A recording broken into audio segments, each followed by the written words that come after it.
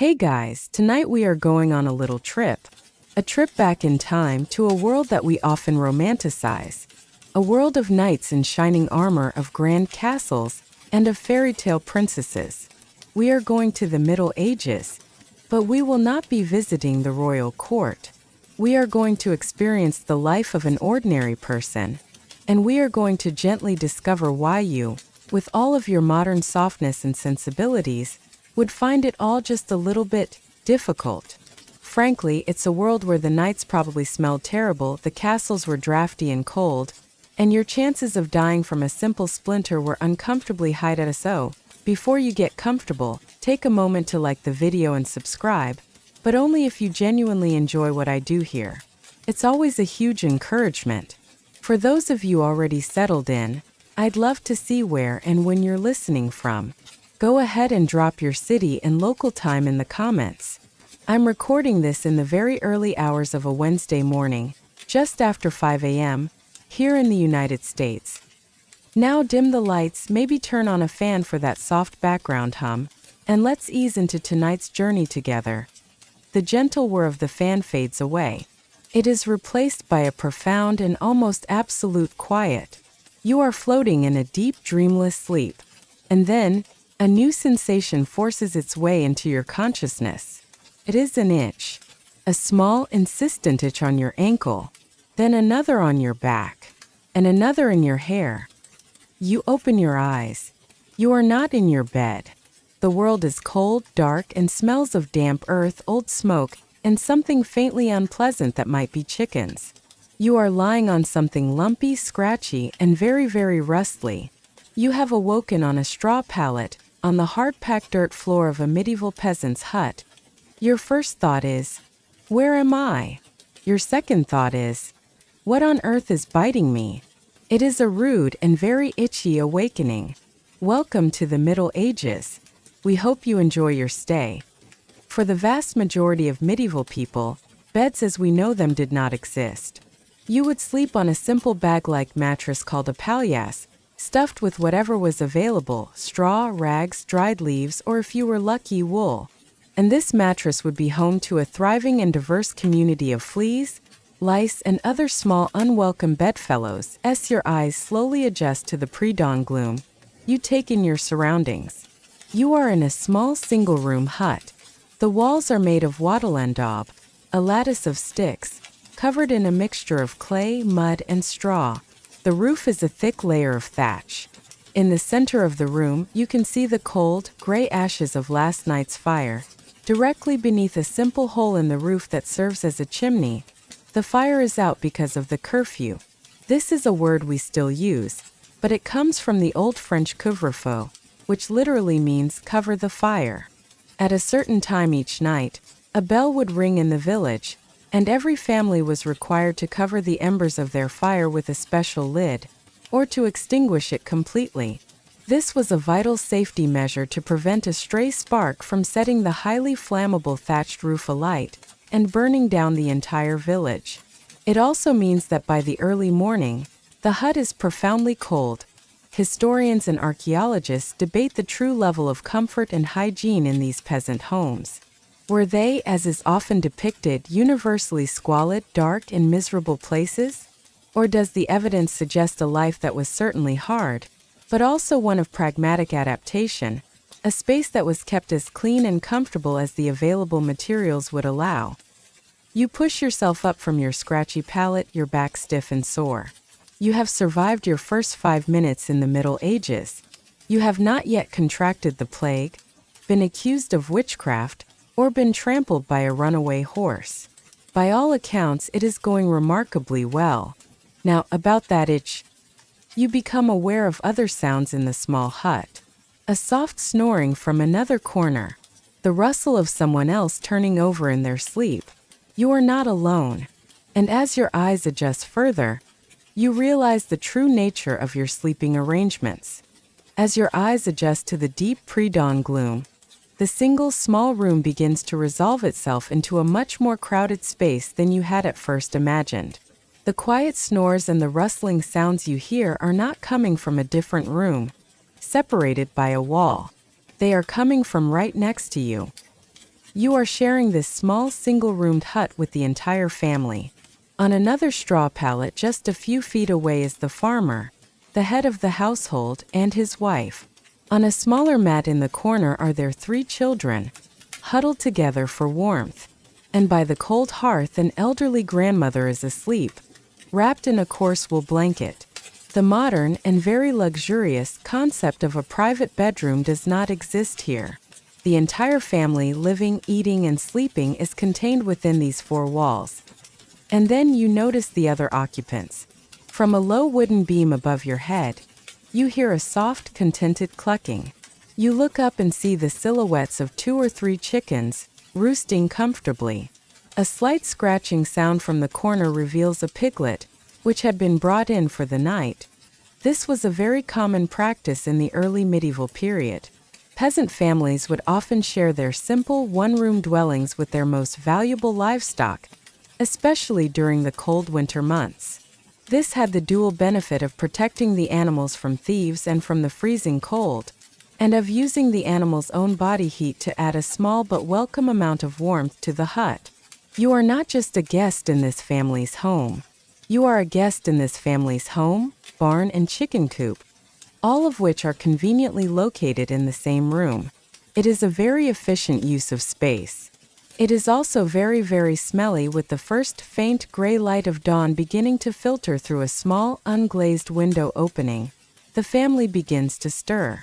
There is no gentle waking here. The farmer gets to his feet with a groan, and the day begins for everyone all at once. The mother moves to the central hearth and begins to blow on the embers from last night's fire, trying to coax them back to life. The children begin to whisper and move about. This is a world without privacy, and therefore without a sense of personal modesty as you would understand it. People simply get up and go about their business.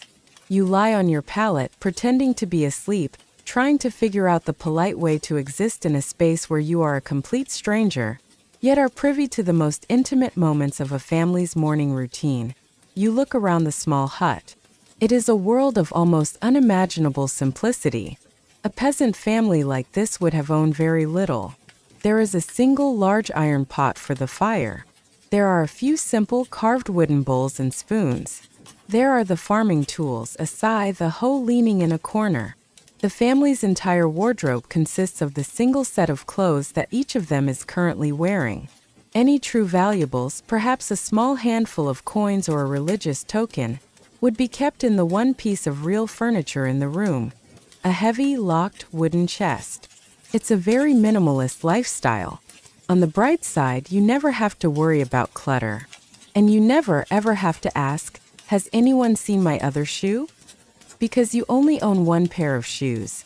Historians and social archaeologists debate the psychological impact of this complete lack of private space. Did it foster a deep and powerful communal family bond, a sense of constant, unwavering togetherness? Or was it a source of immense social friction, a world with no escape from the arguments, the noise, and the constant pressures of family life? The fire is now rekindled, and the hut begins to fill with a thick, acrid wood smoke that stings your eyes and catches in the back of your throat. There is no rolling over and hitting the snooze button in the 13th century.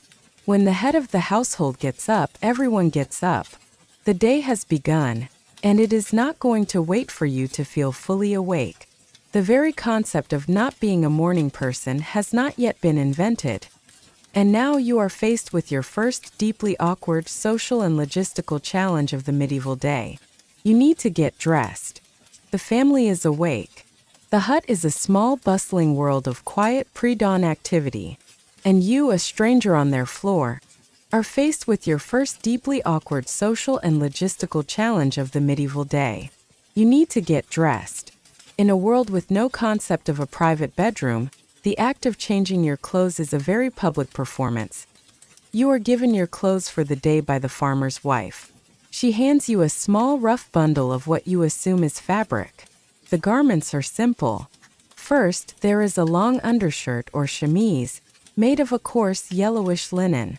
It is softer than what is to come, and for that, you are grateful. Next is the main garment, a long-sleeved tunic made of heavy, thick, and profoundly scratchy wool. It is the color of undyed, greasy sheep, a shade known as russet. And finally, you are handed a pair of woolen hose or leggings that you are to pull up and tie to a belt around your waist. You pull on the tunic. The sensation against your modern, sensitive skin is less like putting on clothing and more like being vigorously exfoliated by a well-intentioned but very persistent sheep. It is scratchy. Incredibly, unrelentingly scratchy. You make a mental note to invent fabric softener as your first priority if you ever get back to your own time. Wool was the primary textile for all but the wealthiest classes in medieval Europe. It was warm, it was incredibly durable, and its natural oils, the lanolin, made it water-resistant. But it was not, by any stretch of the imagination, comfortable, and the clothes come with their own unique and robust aroma. They were not washed often. Soap was a harsh, expensive luxury made from animal fat and lye, and a full washing was a rare and labor-intensive event. Clothes were usually just aired out, brushed to remove dirt, and mended. As a result, your new outfit smells of old wood smoke from the fire, of damp earth, of sweat, and of the faint, greasy smell of the lanolin in the wool. It is the signature perfume of the medieval peasant. You try to breathe through your mouth. Historians who study medieval clothing often debate the true drabness of peasant attire. Were they all dressed in these boring, undyed browns and grays, as is so often depicted? Or did they have access to cheap, locally sourced, plant-based dyes, like woad to make blue, weld for yellow, or madder for a reddish-orange, to add a splash of color to their lives? The evidence from surviving art and documents suggests their world was likely a little more colorful than we tend to imagine, but the brilliant, expensive scarlets and purples of the nobility were strictly off-limits. Finally, you are given your shoes. They are simple leather turn shoes, made from a single piece of soft leather that is sewn together and then turned inside out. They have no hard sole and no heel. They are more like tough leather socks than modern shoes, and they offer very little protection from the cold, damp ground, or the many sharp objects you are likely to encounter in your day. You stand up, fully dressed for the first time as a medieval peasant. You are itchy. You smell a bit strange. And you feel deeply, profoundly uncomfortable. But your clothes are warm and durable. They are designed not to make a statement, but to simply get you through a long, hard day of physical labor, which you are beginning to realize is a significant achievement in itself. You have survived the ordeal of waking up and getting dressed. But now, another, even more urgent and much more universal biological need is making itself known: the call of nature. And your next great challenge is to find the medieval equivalent of a bathroom. You are dressed, you are itchy, and you now have a very modern and very pressing problem in this ancient and inconvenient world. You need to find a bathroom. You look around the small, crowded, single-room hut for anything that remotely resembles a toilet, and your heart begins to sink. There are two options available to you, neither of them particularly appealing. Option 1 is inside the hut. In a designated corner, you see a simple ceramic chamber pot or a wooden bucket, perhaps with a lid. This is the indoor facility, used during the dead of night or in terrible weather, to be unceremoniously emptied in the morning. Using it would involve a complete and total abandonment of your modern ideas about privacy. Option 2 is outside. The farmer, seeing your anxious expression, gestures with his thumb towards the back of the hut. You step outside into the cold morning air and you see it. The privy. It is a small, flimsy-looking shed made of rough planks, with a simple opening for a doorway. Inside there is no porcelain bowl. There is a wooden plank with a hole cut in it, positioned over a deep pit dug in the ground. It is drafty. It is smelly. And there is most certainly no toilet paper. The concept of toilet paper would not be widely available for another 600 years. In its place, people used whatever was soft and freely available. Depending on your location and the season, this might be leaves, moss, hay, or a handful of straw. It is a deeply rustic and profoundly uncomfortable reality. You are faced with a terrible choice. The bucket in the corner, with the entire family pretending not to notice, or the cold, drafty, and probably spider-filled shed outside. It is a dilemma that perfectly encapsulates your new life. The concept of a private, clean, and pleasant bathroom is a luxury that has not yet been invented. You choose the privy. The short walk to it involves navigating the muddy, animal-filled back garden. The experience inside is exactly as unpleasant as you had imagined. When you are done, you return to the hut, feeling a deep and profound sense of gratitude for the simple, unappreciated wonders of modern plumbing. The contents of the privy pit and the bucket from inside are not just discarded. They are a valuable resource. At regular intervals, the pit would be emptied, and the contents, the night soil, would be added to the midden heap. This was a large pile, usually located a short distance from the house, that contained all the family's organic waste, food scraps, animal manure from the chickens and the pig, and human waste. This midden heap was not a garbage dump, it was a compost pile. After being left to decompose for a season, this rich, organic mixture would be spread over the family's small garden plot as a vital fertilizer. So once again, you see the completely closed-loop, zero-waste nature of medieval peasant life. Nothing was ever thrown away. The waste from your body would eventually be used to fertilize the very vegetables that would, a few months later, end up back on your dinner plate. It is a perfect and beautiful ecological circle that is probably best not to think about too deeply, especially around mealtimes. Archaeologists who excavate medieval sites often learn the most about the daily lives of the people by studying the contents of their ancient cesspits and midden heaps. The seeds, the pollen, the tiny animal bones, and the parasites found in this waste provide a treasure trove of information about what people ate, what diseases they suffered from, and what the local environment was like. It's a strange job being an archaeologist who specializes in ancient toilets, but the information they uncover is incredibly valuable. You return to the hut, having survived your first and most fundamental morning ritual. The fire in the central hearth is now burning more brightly, and the smoky air is filled with the smell of something cooking, or at least something being warmed up. The family is gathering around the fire. It is time for your next great challenge. It is time for breakfast. You have returned from your harrowing quest to the privy, your appreciation for modern sanitation now deep and boundless. You step back into the smoky warmth of the hut.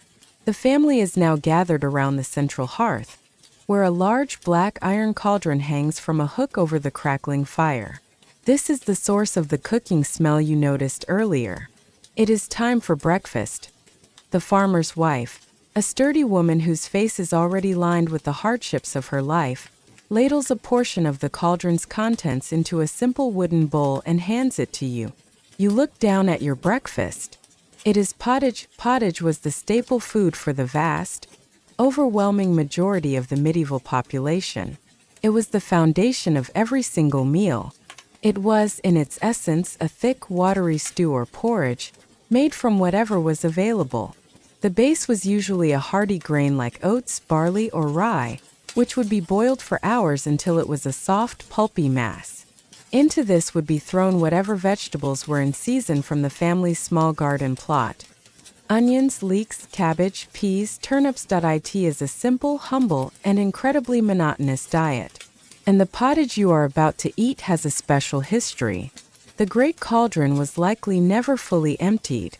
It was a system of perpetual stew. New ingredients, a handful of oats, another onion, some water from the well, were simply added on top of whatever was left over from the day before. The whole thing was kept in a state of constant, slow simmering at the edge of the fire. It was a very efficient method of cooking. You never had to worry about leftovers, because the leftovers were the starter for the next day's meal. It also means that the pottage you are about to eat for breakfast this morning might contain the faint, ghostly, and molecular memory of a cabbage from last Tuesday. It adds a certain historical depth to the flavor. You are also handed a thick, heavy slice of bread. It is not the light, airy white bread you are used to. It is a dark, dense, and heavy bread made from rye or barley flour. As you bite into it, you feel a distinct gritty crunch between your teeth. This is because the grain was often ground by hand on a stone quern, and small, abrasive particles of the stone would inevitably get mixed in with the flour, a problem that would slowly but surely wear down the teeth of the entire population. You take your first tentative spoonful of the pottage. The flavor is best described as wet and vaguely brown. Salt was a precious, expensive commodity, and other spices were completely unknown to a poor peasant family. The main flavor is of boiled vegetables and smoke. You look around at the family. They are all eating with a quiet, businesslike efficiency. They are not savoring the flavor. They are consuming fuel for the long, hard day of back-breaking labor that lies ahead of them. In some households, you would not even be given a bowl. You might have been served your pottage on a trencher, which was a thick, flat slab of old, stale bread. You would eat the stew from the top of the bread, and then when you were finished you could eat your plate. Or, more often, the gravy-soaked trencher would be given as a charitable scrap to the poor, or thrown to the dogs. It was a very, very low-waste dining experience. Historians and archaeologists still debate the true nutritional quality of the medieval peasant diet. Was it, as is often assumed, a life of constant near-starvation and vitamin deficiency? Or, when the harvests were good and the pottage was thick with peas and beans, was the simple, high-fiber, whole-grain, and vegetable-rich diet actually quite healthy, perhaps even healthier in some ways than the rich, meat-heavy diet of the aristocracy? The meal is over. It was warm and it was filling. And now you are thirsty. The farmer's wife offers you something to drink. It is not water. It is not milk. She hands you a wooden mug filled with a cloudy, brownish, and slightly frothy liquid. It is ale. You look at the cloudy, brownish liquid in the wooden mug. It is not yet sunrise, and the idea of drinking what is clearly a form of beer for breakfast is a strange and unfamiliar one. But you are thirsty, and you notice that everyone else in the family, from the old grandmother down to the smallest child, is drinking the same thing from their own mugs. You are about to learn one of the most fundamental and surprising rules of medieval survival. Don't drink the water in your modern world. You take for granted that the water from a tap or a well is clean and safe. In the Middle Ages, that was a dangerous and often fatal assumption. Without any concept of germ theory, and with a system of sanitation that was, to be generous, rudimentary, the sources of drinking water, the local well, the nearby stream, the great river, were often heavily contaminated with human and animal waste. This contamination was the primary vector for the great waterborne diseases that constantly plagued the medieval world. A single drink of water could contain the bacteria for dysentery, for typhoid, for cholera. These diseases were rampant, they were terrifying, and they were very often a death sentence. And so, medieval people, through centuries of hard practical experience, had learned a simple truth, even if they did not understand the science behind it. Water was for washing, for cooking, and for watering the animals. But for drinking, it was best to be avoided. The solution was beer, or more accurately, ale. The drink in your mug is not a strong, intoxicating beverage. It is small beer, a very weak, low-alcohol ale, often made from the second run of the malted barley. Its universal popularity was based on a simple, life-saving piece of accidental chemistry. The process of brewing ale requires the water to be boiled for a long period. This, unbeknownst to the medieval brewer, killed most of the dangerous, disease-causing bacteria. So, the safest thing to drink for everyone at every meal was beer. It is a medical reality that would likely be met with great enthusiasm in the modern world. But this was not a cold, crisp, hoppy lager. Small beer was served at room temperature, it was often cloudy, and it probably tasted like a slightly sour, watery, liquid bread. It was safe, but it was not exactly a party in a mug. It was also a crucial source of nutrition, providing calories and B vitamins from the grain that were often missing from the peasant diet. You take a tentative sip. The taste is strange. It is watery, bready, and has a slightly sour tang. It is not the most refreshing drink you have ever had, but it quenches your thirst, and you know with some relief that it is unlikely to kill you. Your beverage options are limited. You have the weak, watery beer. Or you have the well water, which has a roughly 50-50 chance of giving you a fatal intestinal disease. It is not a difficult choice. You will take the beer, thank you very much. Historians often debate the true quality and safety of all medieval water. Was every well and stream dangerously contaminated? Or were many rural communities with access to deep, clean springs able to drink water safely? The almost universal preference for brewed drinks across much of Europe, however, strongly suggests that bad water was, at the very least, a widespread and commonly understood risk. You have now successfully navigated your first medieval breakfast. You have eaten the perpetual pottage. You have crunched your way through the gritty bread. And you have washed it all down with a mug of warm, weak, but blessedly safe beer. You have consumed enough fuel to face the long day of labor ahead. You are also now, at 7 o'clock in the morning, very slightly intoxicated. The meal is over. The farmer and his sons are gathering their tools. It is time to go to the fields. It is time for you to step out of the relative, if smoky and crowded, comfort of the hut, and into the village proper. Your next great sensory adventure is waiting for you, right outside the door. You follow the farmer to the doorway of the small, dark, smoky hut and step outside into the morning. You take a deep, grateful breath of what you expect will be fresh, clean country air. You are profoundly and immediately mistaken. The air outside is not fresh, and the ground beneath your feet is not solid. You take your first step into the main village street, and your soft leather shoe sinks about 6 inches into a thick, brown, and deeply mysterious sludge. It is an experience that is both alarming and very, very squelchy. You pull your foot out with a wet, sucking sound. You are now wearing the street. Congratulations. Welcome to the great, ever-present reality of medieval life. Mud. In a world without paved roads, without storm drains, and with a famously damp European climate, the unpaved streets of a village or town were, for most of the year, a river of deep, clinging, and inescapable mud. But this is not just clean, wholesome, earthy mud. It is a rich and complex stew. For in a medieval village, the street was the primary and most convenient place to dispose of everything you didn't want. The contents of the chamber pot from the night before? Thrown out the door into the street. The vegetable peelings and chicken bones from last night's pottage? Thrown into the street. The manure from the pigs, the chickens, the geese, and the dogs that roamed freely? All of it ended up in the street. There was no formal system of waste disposal or street cleaning. The street was the village's communal garbage dump and its open sewer. This, of course, created incredibly unsanitary conditions and was a major factor in the constant spread of disease.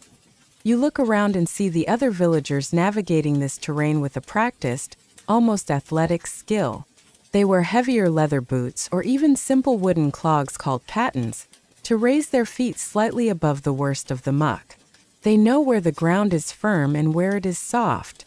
You, in your flimsy modern shoes, are a clumsy amateur in this world of filth, and in the center of the street, you see a slightly deeper, more liquid channel where the foulest of the waste seems to be flowing. This was a piece of rudimentary civic engineering, the kennel, from the same root word as canal. The street was often slightly sloped towards the middle to create this central channel, with the vague hope that a heavy rain would come and flush the worst of the filth away, down to the local stream or river. It's a useful piece of information that you probably wish you had received about 5 seconds earlier. You make a mental note to watch where you are going from now on. Archaeologists who excavate medieval village sites often discover that the street level from 800 years ago is many feet below the modern ground level. They debate the cause of this. Was it the result of a deliberate process, with villagers occasionally laying down a new surface of gravel or sand to try and combat the ever-present mud? Or was it the result of a more organic process, the simple, gradual accumulation of centuries of discarded garbage, animal waste, and filth, with each generation simply living on top of the compressed and compacted waste of their ancestors? There is no good weather for a medieval street. When it rains, it becomes a true, impassable river of sludge. and during a rare dry spell in the summer, the mud hardens into a treacherous rutted surface of deep ankle-twisting holes, and the dried waste is kicked up by every passing cart and animal, creating a fine, unpleasant, and deeply unsanitary dust that gets into your eyes, your mouth, and your lungs. The villagers seem to prefer the dust. It smells marginally better, and you are less likely to lose a shoe in it. You stand there for a moment, one foot now significantly heavier and browner than the other, and you begin to process the second great sensory assault of the medieval street. You have now experienced the texture of this world, and now you are beginning to notice its powerful and complex aroma. You have survived the initial tactile shock of the medieval street.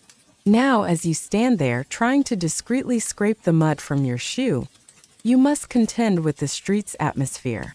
It is a world of powerful, complex, and completely inescapable smells. Your modern sanitized nose, accustomed to a world of soap, shampoo, and air fresheners, is about to get a profound and lasting education. Let us take a gentle tour of the medieval olfactory landscape. The base note, the ever-present foundation of every other smell, is the scent of damp, decaying organic matter. It is the smell of the wet earth, of the rotting straw and vegetable scraps thrown into the street, a rich, musty, and slightly sour aroma. Layered on top of that is the constant, heavy scent of wood smoke. The simple huts of the village do not have elegant, tall chimneys. They have a simple smoke hole in the roof. This means that the smoke from every household's cooking fire does not rise and disperse high in the air. It spills out of the roof and hangs low over the village, a permanent, hazy, and acrid cloud that stings your eyes and catches in the back of your throat. And then there are the animal smells. The village is a working farm, and the animals are not kept in distant, separate barns.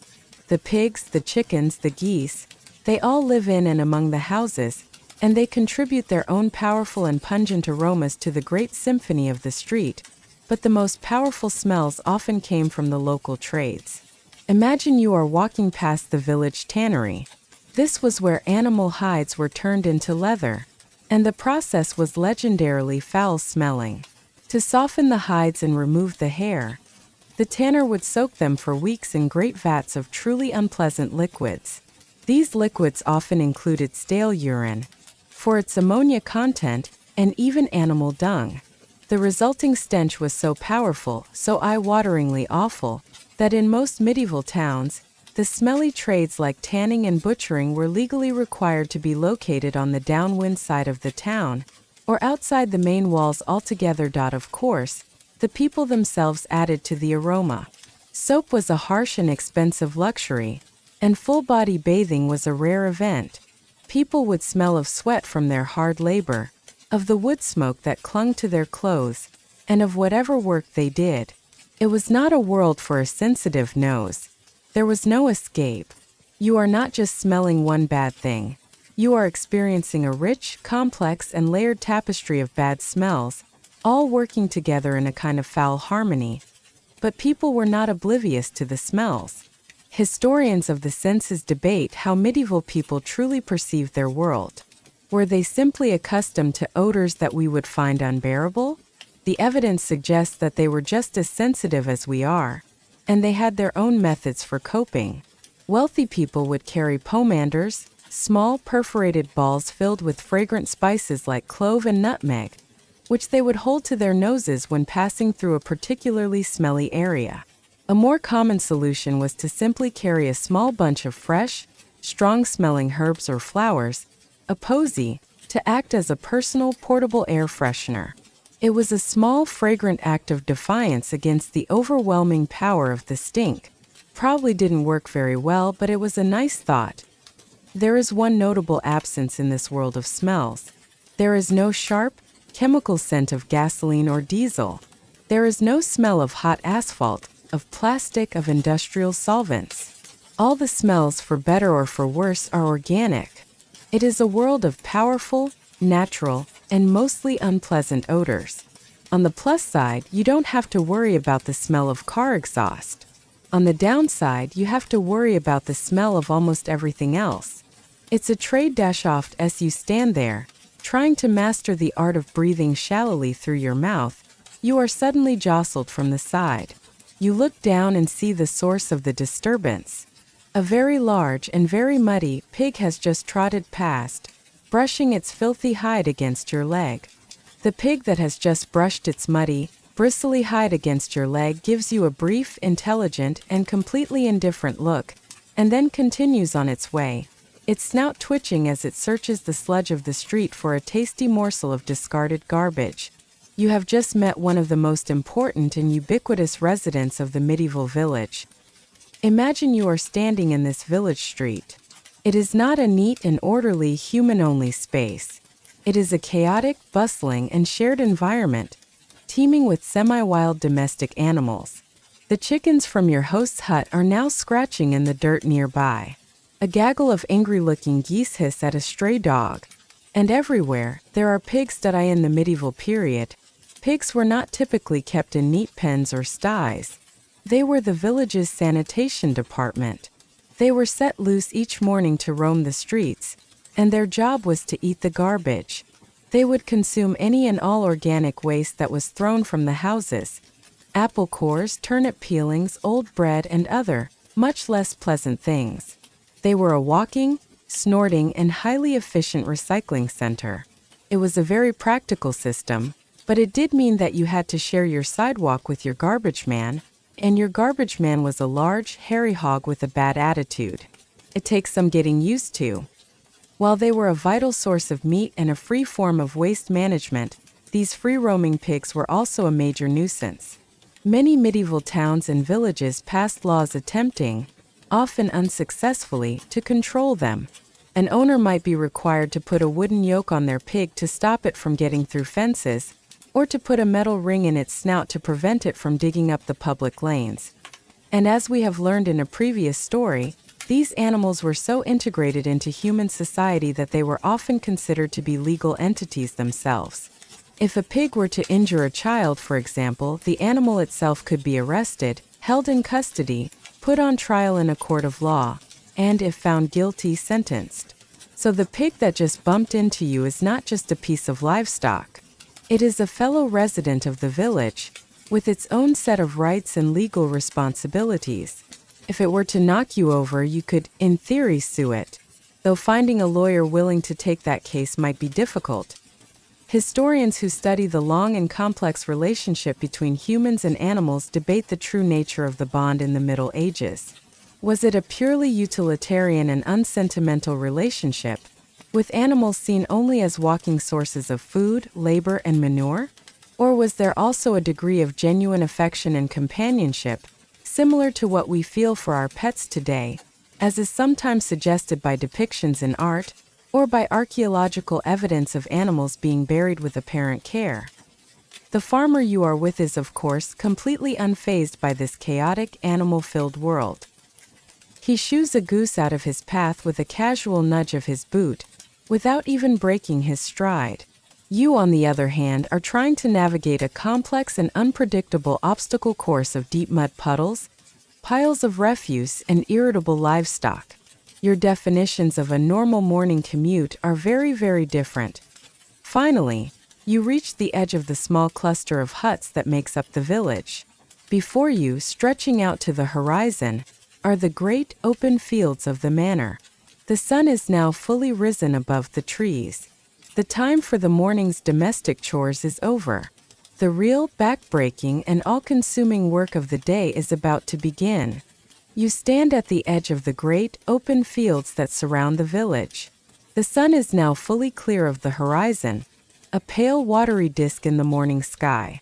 The farmer you are with looks at it, gives a slow, thoughtful nod, and then shoulders his heavy scythe. The workday has begun, and it will not end until that same sun has disappeared below the western horizon. Welcome to the medieval workday, a day governed not by the ticking of a clock, but by the slow, majestic, and utterly relentless arc of the sun. In your modern world, the hour is a rigid, unchangeable unit of 60 minutes.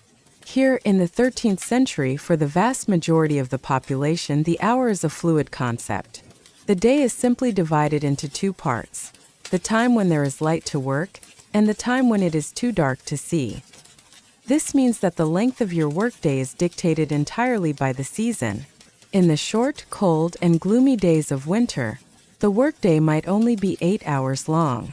But now, in the long, hopeful days of summer, the workday can be a grueling 16 hours, from the first light of dawn to the last glimmer of dusk. There is no quitting time at 5 o'clock. There is no weekend. There is only the task that needs to be done, and the amount of daylight you have to do it in. It's a system with significant drawbacks in every season. But the medieval calendar did have its own form of time off. The Church, in its wisdom, had filled the year with a large number of holy days and saints' days. On these festival days, all but the most essential labor was forbidden. These were the peasants' holidays, and depending on the local customs and the particular year, there could be more than 50 of them. So, the good news is you get a lot of religious holidays off. The bad news is that you have to work a 16-hour day every other day of the summer to make up for it. And many of the holidays conveniently take place in the dead of winter, when there was less farm work to be done anyway. It's a system that seems to have been designed by a particularly clever and work-obsessed manager. Historians who study the medieval economy still debate the true amount of leisure time the average peasant possessed. When you factor in all the holy days, the shorter winter work days, and the frequent breaks for religious services, did they actually work fewer total hours per year than the average modern office worker? Some studies suggest that they may have. But their labor, of course, was infinitely more physically demanding, and their lives were much more precarious. And this life of labor is not a choice.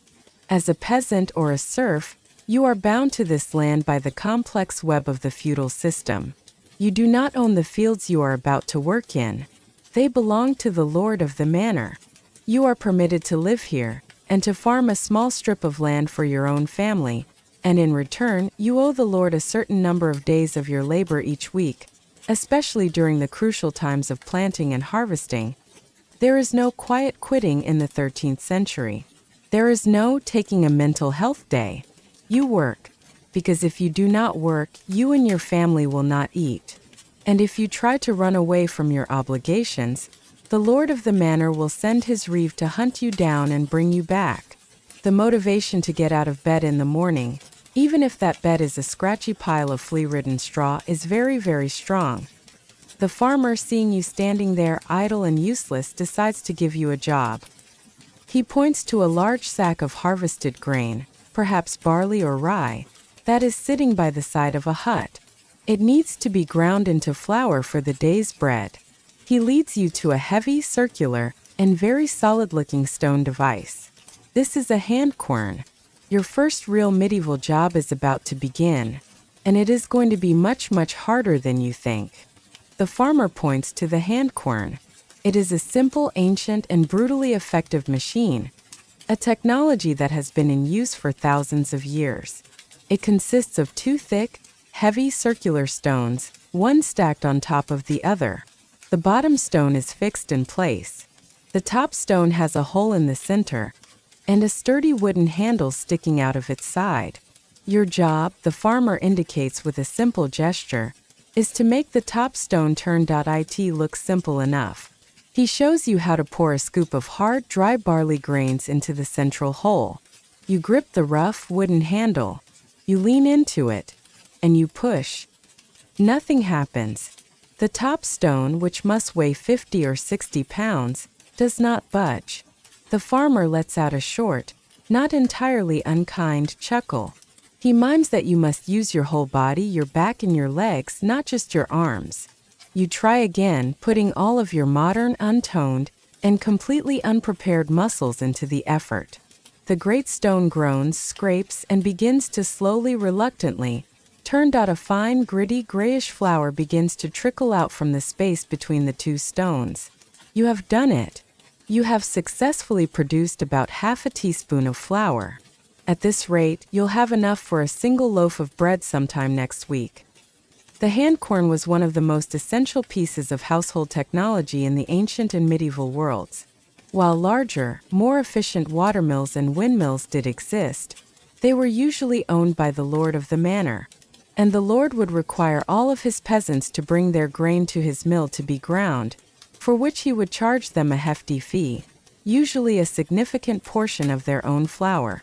Owning a handquern, therefore, was a peasant family's key to a small degree of self-sufficiency. This physically demanding, time-consuming work was almost always the responsibility of the women of the household. For hours every single day, the women of the village would be kneeling or hunched over these stones, grinding the family's daily bread. The rhythmic, grating, scraping sound of the quern would have been one of the constant, domestic background noises of medieval life. The farmer's wife watches you for a moment as you struggle, sweat already beading on your forehead. There is a look on her face that is a mixture of pity and deep, undisguised amusement. This is a job her 10-year-old daughter could probably do with more efficiency. Your modern, sophisticated weakness is on full public display. Historians who study the skeletal remains from this period often debate the toll of the quern on the health of medieval women. The skeletons of women from this era often show signs of significant, repetitive stress injuries, arthritis in the knees, the lower back, and the shoulders. It is believed that this is the physical evidence of a lifetime spent performing this one, single, grueling, circular task at a sew. The peasant's choice was a difficult one. You could either subject the women of your family to hours of this back-breaking, joint-destroying labor every day with your own handquern, or you could take your precious, hard-won sack of grain to the Lord's mill and give him a large chunk of your family's food for the privilege of using his fancy water-powered machine.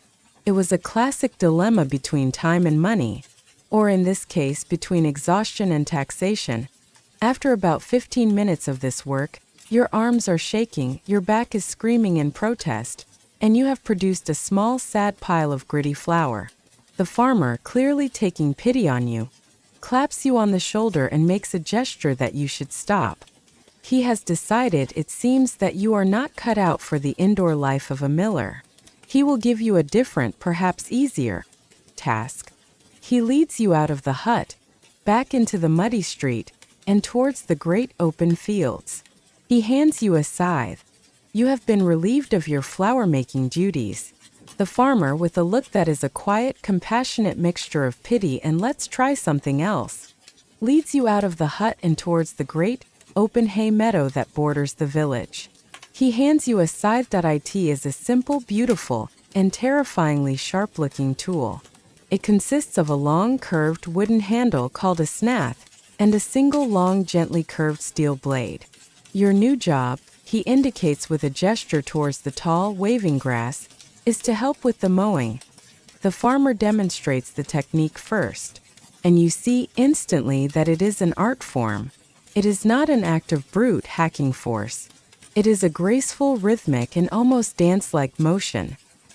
He stands with his feet apart, his body relaxed, and he swings the scythe not with his arms, but with his entire body, rotating from his hips and his core. The long blade whispers through the grass, its razor-sharp edge skimming just above the surface of the ground, and a wide, clean arc of hay falls neatly to the side. He makes it look as natural and as effortless as breathing. Then he hands the scythe to you. It is much heavier and more awkward than it looks. You try to mimic his graceful, swinging motion. The result is a clumsy, comical, and dangerous failure. You use only your arms, which are screaming with exhaustion after just a few swings. You misjudge the angle of the blade and dig its tip deep into the dirt, jarring your entire body. You manage to cut a few ragged patches of grass, while leaving other patches completely untouched. The farmer moves with a beautiful, flowing rhythm. Your own movements are less like a dance and more like a desperate, losing battle with a very sharp, very awkward piece of metal. You have a new and profound appreciation for the immense skill that was required for even the most basic medieval labor. Scything was not an unskilled job. A good mower, who could work all day maintaining that steady, efficient rhythm, was a respected and valuable member of the community. You are also learning a deeper lesson about the profound physical difference between your modern sedentary body and the medieval body. Your muscles, accustomed to a life of sitting in chairs and walking on flat surfaces, are simply not conditioned for this kind of sustained, functional, full-body labor.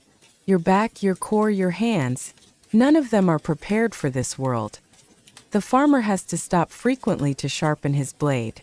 You watch as he pulls a long, thin whetstone from a water-filled horn that is hooked to his belt. With a series of quick, expert strokes, he hones the edge of his scythe, the rhythmic, metallic shing-shing-shing of the stone on the steel, another of the lost sounds of the medieval countryside. So not only do you have to be an expert in this agricultural ballet, you also have to be an expert in sharpening your own tools while standing in a field. The skill set required is mind-boggling. Historians who study the medieval economy often use experimental archaeology to try and understand the productivity of peasant labor. They learn to use these ancient tools themselves to see how much hay a single person could realistically mow in a day.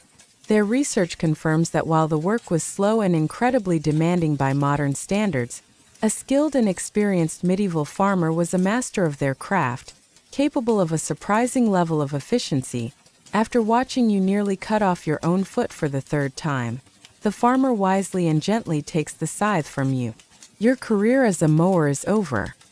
He gives you a much simpler and much less dangerous job: to take a simple wooden rake and gather the hay he has already cut into neat piles. Even this, after half an hour under the sun, is exhausting. You have now failed at your first two medieval jobs. You are a terrible miller and a dangerously incompetent mower.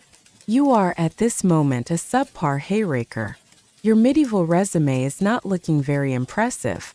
You begin to fear that your only truly transferable skill from the modern world is the ability to complain very quietly to yourself.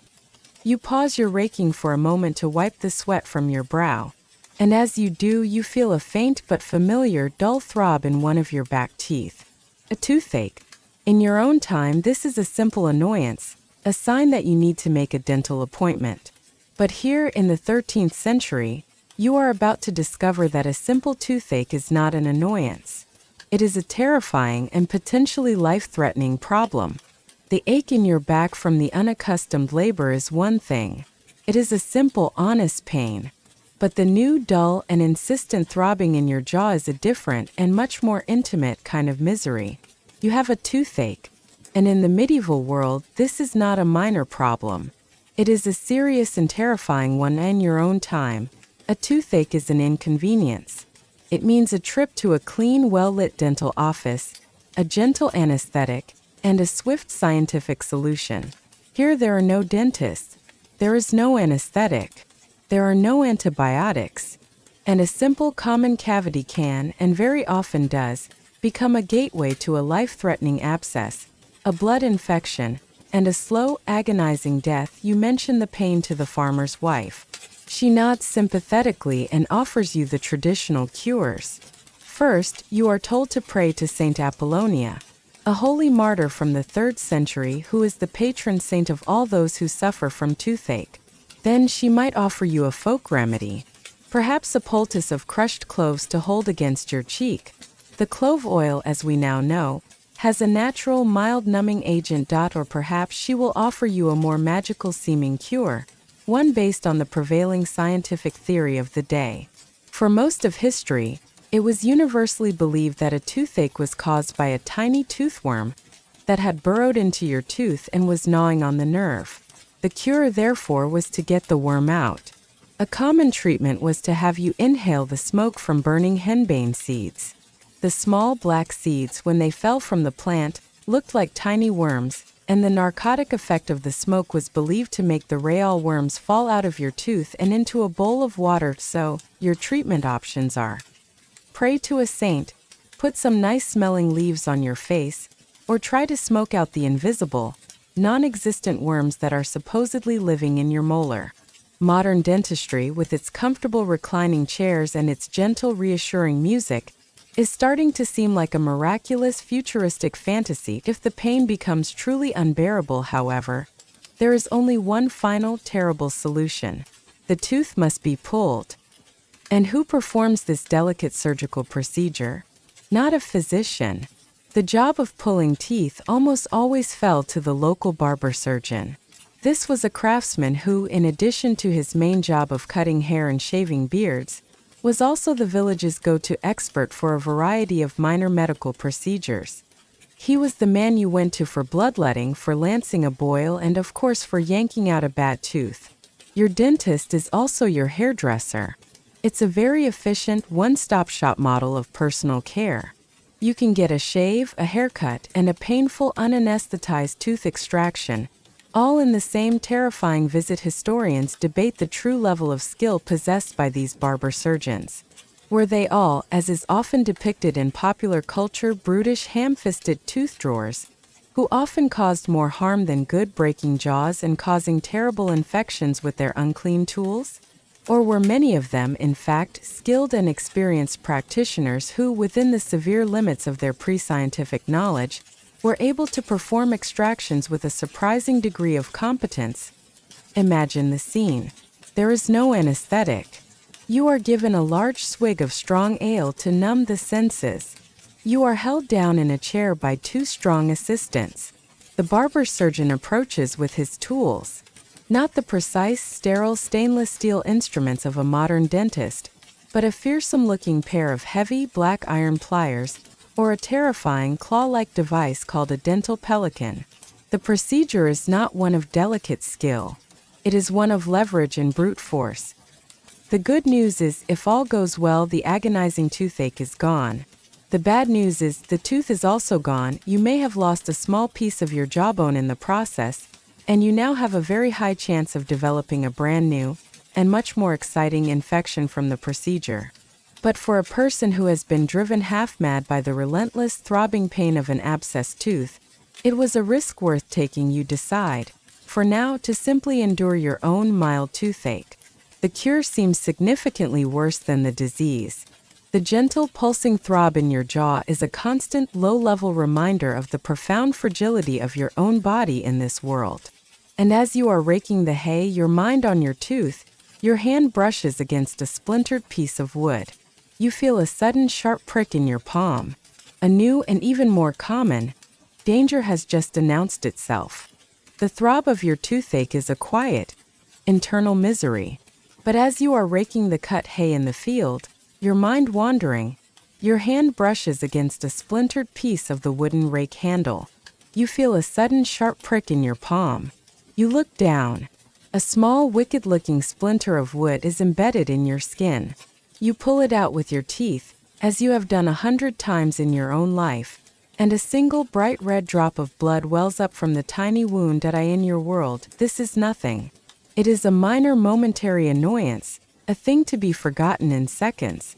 Here, in the 13th century, it is a potential death sentence. You have just opened a tiny microscopic doorway in the great wall of your skin.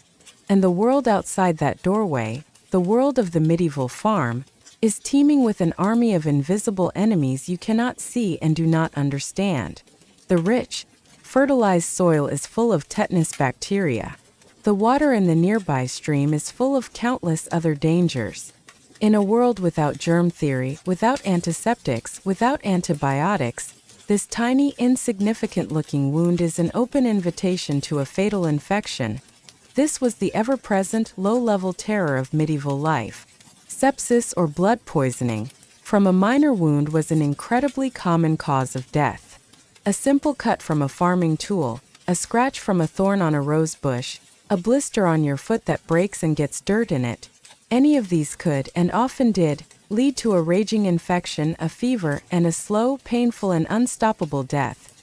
The farmer's wife sees the small bead of blood on your palm, and she tuts with a genuine and immediate concern that at first seems completely out of proportion to the injury. She takes you back to the hut.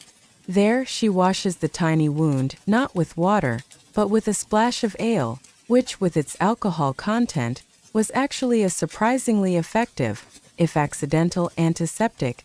Then she might apply a folk remedy, perhaps a poultice made of chewed herbs. Or, very commonly, she might apply a thick, soft mat of clean cobwebs to the wound. The cobwebs would help the blood to clot and were also believed to have properties that would ward off infection. Many of these remedies were based on a philosophy known as the doctrine of signatures. This was the belief that God, in his wisdom, had signed plants to indicate their use to mankind. A plant with a heart-shaped leaf, therefore, must be good for the heart. A plant with a yellow, bile-colored flower must be good for liver complaints. And a plant with a red sap might be used to stop bleeding. It was a beautiful, poetic, and almost entirely incorrect system of medicine. So, if you were bitten by a snake, you were to find a plant that looked like a snake. It's a very simple and elegant theory. Its primary drawback is that it has absolutely no scientific basis and almost never works. Medical historians debate the true effectiveness of these medieval folk remedies. Were they all just useless, superstitious nonsense? Or did some of these traditional herbal poultices and practices, developed over centuries of careful trial and error, have genuine, if limited, therapeutic effects that we are only now beginning to scientifically understand? Some types of moss, for example, which were also used on wounds, are now known to have antiseptic properties. The farmer's wife binds your tiny wound with a strip of what you hope is reasonably clean linen. She is treating your splinter with the seriousness of a major industrial accident. You want to tell her, "Don't worry, it's just a scratch." But then you look into her tired, wise eyes, and you see the memory of all the other people she has known, the children, the husbands, the neighbors, who have died from just a scratch. And you wisely decide to keep quiet and accept her help. Your hand is bandaged. You are safe for now. But this small mundane incident has made you think. What happens when the problem is more serious than a splinter? What happens if you fall from a ladder and break your leg? Or if your toothache becomes an agonizing face-swelling abscess? For that, you would need more than a folk remedy. You would need to visit the village's resident medical expert. Your hand is bandaged, your back aches, and your tooth is still throbbing with a dull, persistent rhythm. The farmer, seeing your continued discomfort, suggests that you visit the one person in the village who is a true expert in all maladies of the body. He is not a university-trained physician.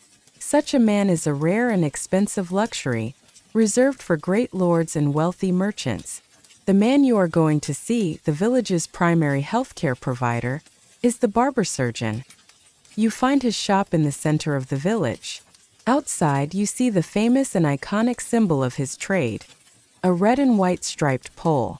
The shop itself is a single small room. It smells of soap, of cut hair, and of something else, a faint, metallic, and vaguely medicinal scent. The barber surgeon himself is a craftsman. He is not a scholar. His knowledge comes not from reading the ancient medical texts of the Greeks, but from a long apprenticeship and from years of practical, hands-on experience. You explain to him your two problems: the splinter in your hand, which is now beginning to feel a little warm and swollen, and your aching tooth. He listens, nodding gravely. His entire medical philosophy is based on the ancient theory of the four humors. The body, he believes, is governed by a balance of four liquids: blood, which is hot and wet; phlegm, which is cold and wet; yellow bile, which is hot and dry; and black bile, which is cold and dry. All sickness, he believes, is caused by an imbalance of these humors. And the single most common treatment for almost every ailment, the universal method for restoring balance, is bloodletting. It is the great cure-all of the medieval world.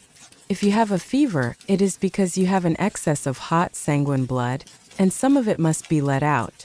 If you have a headache, it is because too much blood has rushed to your head. If you are feeling faint or melancholic, your blood is likely impure and stagnant, and some must be removed to allow it to flow freely again. The solution to almost every medical problem seems to involve making you slightly less full of your own vital fluids. The iconic red and white pole outside his shop is, in fact, a direct and rather graphic advertisement for this very procedure. The pole itself represents the staff that a patient would grip tightly to make the veins in their arm bulge. The red stripe represents the blood, and the white stripe represents the clean bandages used to wrap the wound afterwards. The cheerful-looking pole is a giant spiraling sign that says, "Come on in. We will professionally and deliberately make you bleed." It is a bold marketing strategy. The barber surgeon inspects your hand. He looks at your jaw. He declares that your toothache is being caused by a hot humor that has become trapped in your head. The cure, he says with a confident nod, is a simple one. A good bleeding from the arm will draw the bad humor downwards, away from the site of the pain, and restore your body's natural balance. Medical historians still debate the actual physiological effects of bloodletting. While we now know it to be useless or even harmful for the vast majority of conditions, did it have any perceived benefits? For a patient with a fever and a pounding headache caused by high blood pressure, the removal of a small amount of blood might have temporarily lowered their blood pressure, providing a brief, tangible sense of relief and thus reinforcing the powerful belief in its effectiveness. You, however, with your modern understanding of infection and the circulatory system, are deeply skeptical. You decide that your toothache, on a scale of 1 to 10, is currently a manageable 3. And the idea of being voluntarily bled with an unsterilized knife by a man who also cuts hair is a solid 10 on the terrible ideas scale. You choose to live with the 3 for now. You politely, and very, very quickly, decline his kind offer. You leave the barber surgeon's shop, your medical options in this world now fully explored and found to be deeply wanting. The sun is getting low in the sky, casting long golden shadows across the muddy village street. The long, exhausting workday is finally drawing to a close. You see the farmer and the other villagers coming in from the great fields, their tools over their shoulders, their faces weary but relieved. The day's labor is done, and their thoughts now turn to the one place of comfort, of community, and of entertainment available to them. It is time to visit the alehouse. The sun has finally set, a smear of orange and purple on the western horizon. The long 16-hour summer workday is over. You follow the farmer and his sons as they trudge, weary and silent, back from the fields. Their shoulders are slumped with a deep bone weariness you can now begin to understand. There is only one destination for almost every man in the village at this hour: the alehouse. You approach the establishment.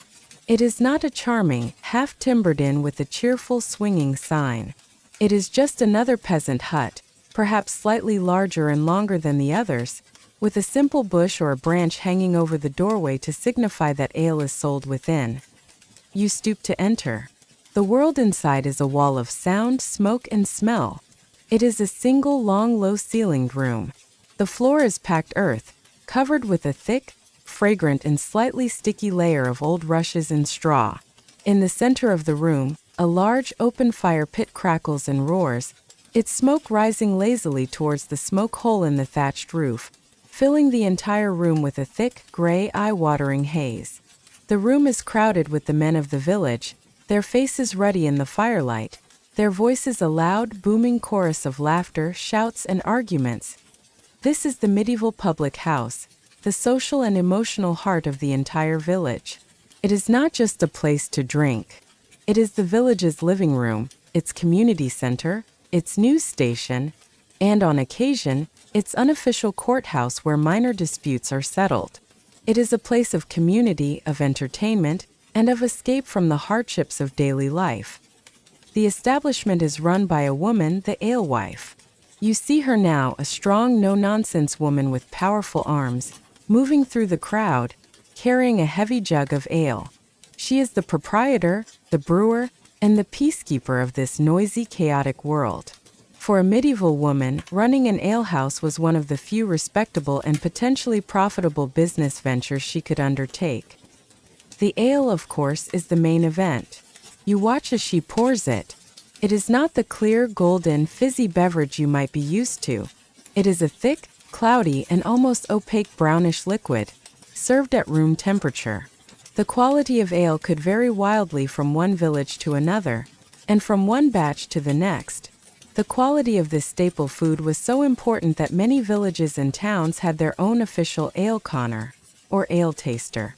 This was a man appointed by the manor court whose job it was to visit the various alehouses, taste the new batches of ale, and officially declare if they were of a high enough quality to be sold.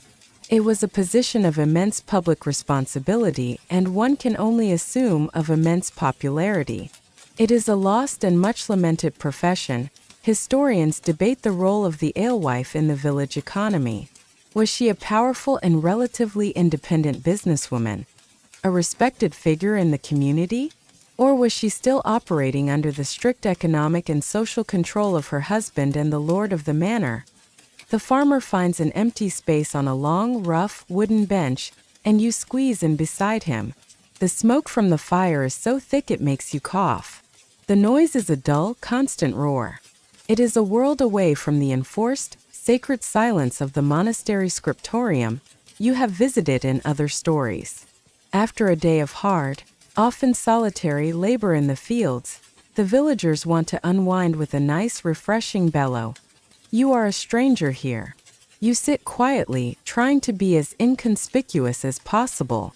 In this small, tight-knit community, where every person has known every other person since birth, your presence is noted by all. Your strange, clean clothes and your quiet, observant demeanor make you stand out.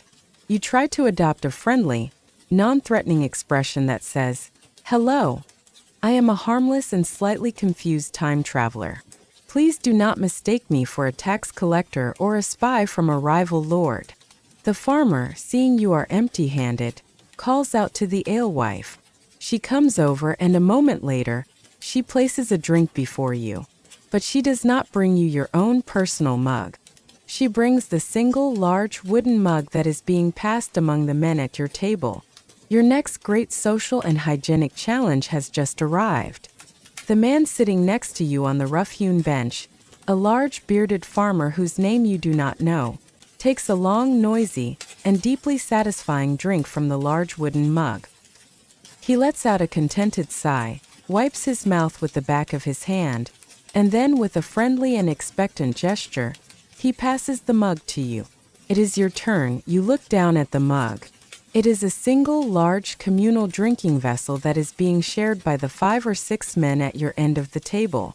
You have just watched this man and the man next to him and the man next to him all drink from it. Your modern 21st century mind, a mind that has been thoroughly and completely marinated in the science of germ theory, is now screaming in a state of high, silent, and hysterical alarm. This is a moment that tests your deep commitment to blending in with the locals. Your options are: risk deeply offending the large, friendly, and possibly very strong medieval farmer next to you by refusing his offer of a shared drink, or risk contracting a whole host of new and historically interesting medieval diseases. You decide to risk the diseases. The concept of germs, of course, was completely unknown in the Middle Ages. The idea that invisible microscopic organisms could pass from person to person on a shared cup and cause illness was a scientific discovery that was still centuries in the future. Communal living was the absolute norm, and this extended to the sharing of bowls, spoons, and, as you see now, drinking mugs. It was a normal and expected part of social life. It was also one of the primary ways that sickness was so efficiently transmitted through the population. You take the mug. It is made of wood, and the rim is slightly greasy and worn smooth from the touch of 1,000 lips. You take a small, polite, and very shallow sip. The ale is the same weak, watery, and slightly sour small beer that you had for breakfast. You try very hard not to think about the beard of the man who drank before you, a magnificent beard that, you noticed earlier, still contained a few small, interesting remnants of his dinner pottage. You pass the mug on to the next man as quickly as you can without seeming rude. This practice of sharing a single cup was not just a peasant custom born of a scarcity of mugs.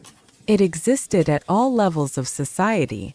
At a great formal feast in a lord's castle, a large, ornate, two-handled silver cup, a loving cup, would be filled with wine and passed down the table. Each guest would take a sip and pass it to their neighbor, a powerful and deeply symbolic ritual of fellowship, trust, and community. It is a nice symbol. It is also a very efficient way to ensure that if one person at the feast has a cold, everyone at the feast will have a cold by the end of the night. It's the gift that keeps on giving. Historians and anthropologists still debate the full social significance of communal drinking. Was it primarily a practical matter, A simple consequence of a world where individual drinking vessels were a luxury? Or was it a deeply important and deliberate social ritual?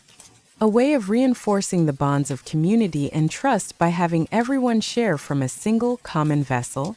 The formality of practices like the loving cup suggests it was much more than just a matter of convenience as the evening wears on, and the mug makes its rounds several more times. The atmosphere in the alehouse grows louder, warmer, and more cheerful. The ale, though weak, begins to work its magic. The weary, stoic silence of the daytime laborers is replaced by loud jokes, by arguments about the price of pigs, by the singing of a long and very sad song, and by a great deal of bellowing laughter. Despite the questionable hygiene and the thick, choking smoke, you can begin to see the appeal.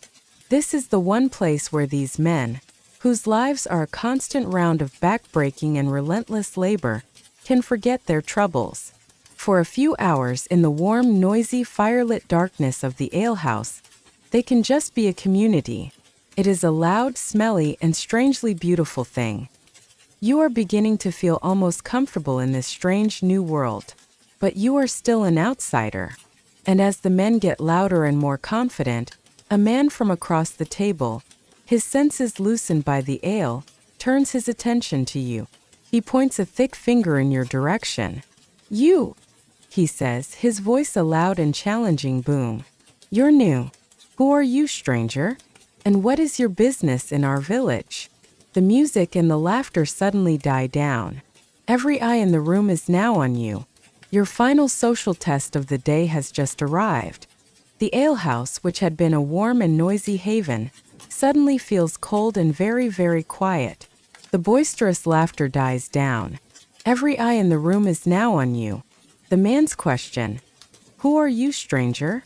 hangs in the thick, smoky air. This is a dangerous moment in the small, tight-knit, and deeply suspicious world of a medieval village. A stranger was the most dangerous thing you could be. Your entire identity, your safety, your very right to exist was tied to your place in the community. You were somebody's son, somebody's wife, somebody's tenant. A masterless man, a person with no known connections, was an anomaly, and was automatically suspected of being a thief, a runaway serf, an outlaw, or a spy for a rival lord. Trust was an entirely local commodity, and you had none. You open your mouth to try and explain that you are a harmless time traveler who has made a terrible mistake, but you are saved by the farmer who has been your host for the day. He claps you on the back with a heavy, friendly hand. "This is just my cousin," he says to the room at large, "from the next valley over." His wits are a bit slow, poor lad, so he doesn't speak much. He's come to help with the harvest. And with that simple, brilliant lie, the tension in the room instantly dissolves. The men nod. They understand. You are not a dangerous stranger. You are just a simple-minded relative. You have been given an identity. You are now Cousin Thomas, the one who isn't very bright. It's not the most flattering backstory, but it is a very safe one. You decide to lean into the role, adopting a look of pleasant, harmless confusion. It is not difficult. The conversations and the shouting resume. The man who challenged you now grins, showing a row of missing teeth, and pushes the communal mug back in your direction. You are now, provisionally, one of them. You are expected to participate in the evening's conversation. The main topics you discover are the weather, the poor quality of the hay this year, a long and detailed complaint about the Lord's Reeve, his manager, and a series of very, very earthy jokes. The humor is robust. It is loud, physical, and focused on the great, timeless comedies of human existence. Bodily functions, the foolishness of your neighbors, and the eternal, perplexing struggle between husbands and wives.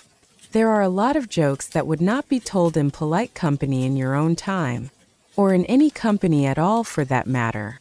You try to laugh along at the appropriate moments, even if you don't quite understand why a long and complicated story about a priest and a goose is so hysterically funny.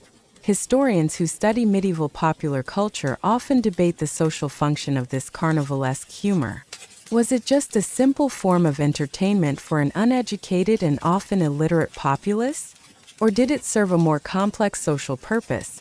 A way for the powerless peasants to safely lampoon and criticize the powerful figures in their lives, the priests, the lords, the reeves, in a way that was permissible because it was just a joke?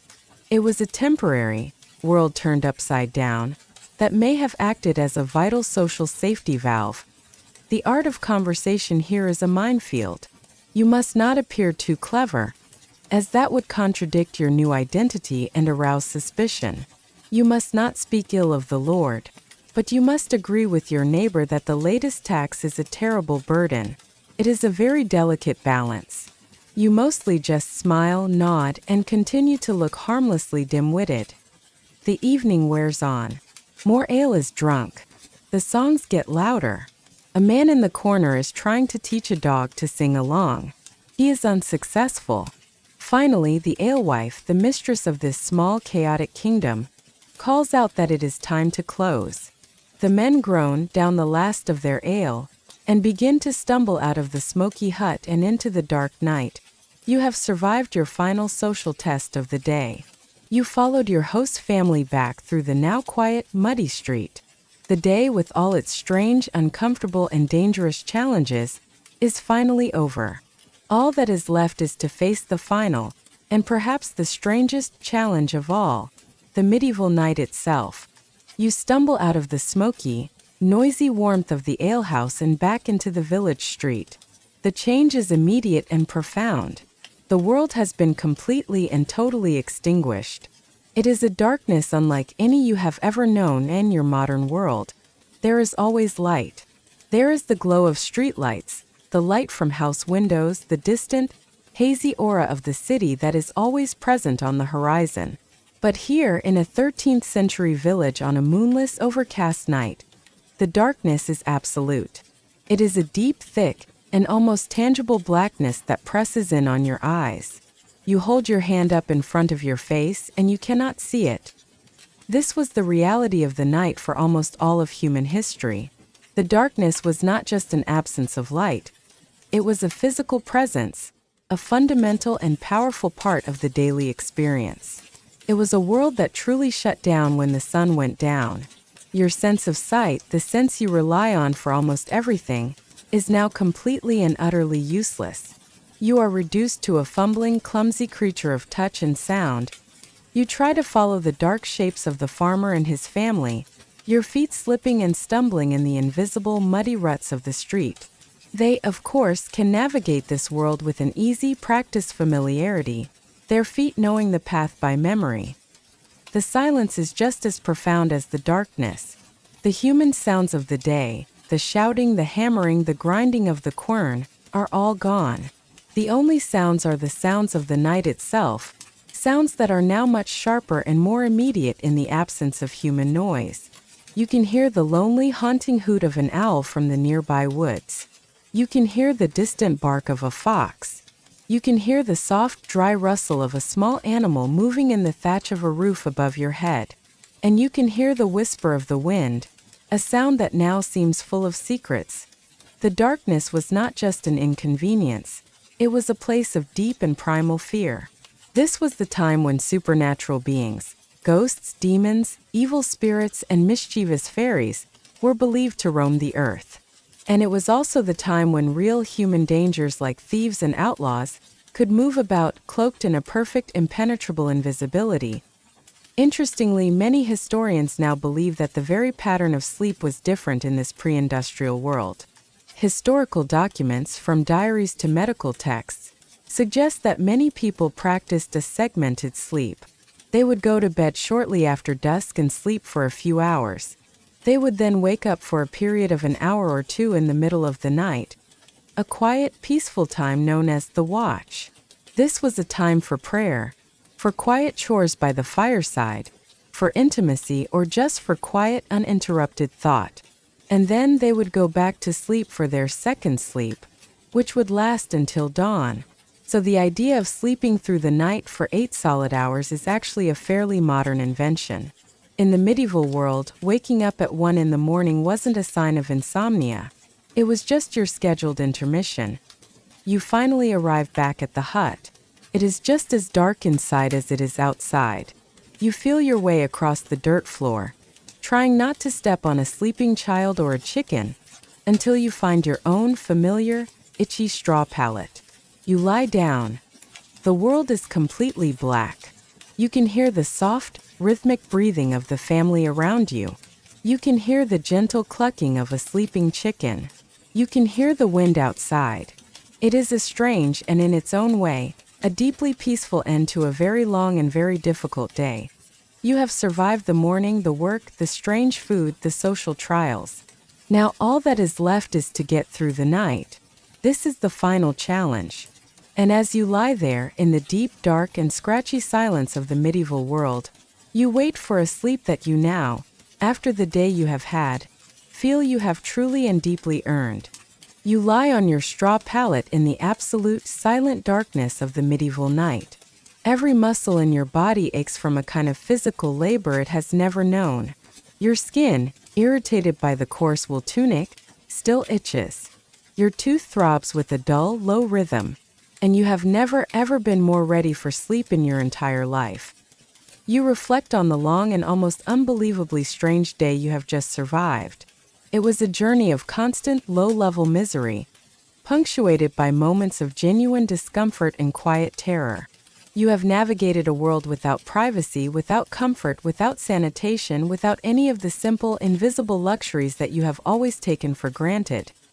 You realize that the things you consider normal, a soft bed, a clean bathroom, a varied diet, the simple safety of knowing that a small cut will not kill you, are not normal at all. They are modern, fragile, and incredibly precious inventions. The life you have just experienced, this hard, itchy, smelly, and profoundly uncomfortable existence, was the daily reality for the vast majority of your ancestors for thousands of years. You have survived one single day, and you feel a new and profound respect for the people who live this life every single day, for their incredible physical strength, for their deep resilience, and for their remarkable ability to find moments of joy, of laughter, and of community in a world that was so often hard and cold and uncomfortable. Historians debate the true emotional landscape of the medieval peasant. Was their life one of constant, grinding misery and fear, as the many hardships might suggest? Or did their strong religious faith, their tight-knit communities, and their direct and intimate relationship with the cycles of the natural world provide them with a kind of psychological stability and contentment that is often missing from our modern, more alienated lives? As you lie there, on the edge of a deep-earned exhaustion, you have a final, comforting thought. The beer was weak, the bread was gritty, the work was impossible, and the bed is almost certainly full of fleas. But you made it. You lasted the day. And tomorrow, well, tomorrow is a problem for another day. For now, there is only the deep, welcoming, and absolute darkness, and as you finally surrender to that exhaustion and drift off to sleep, our long and uncomfortable day in the Middle Ages comes to its gentle and quiet end. The memory of the scratchy wool tunic, the taste of the bland pottage, the overwhelming smells of the medieval street, and the profound, deep darkness of the night, all of these can now soften and recede, becoming just faint, gentle echoes in the distant past. The day's labor is over. The village is asleep. The time traveler is at long last at rest. And you, safe and comfortable in your own warm and wonderfully modern bed, can let go of this strange journey.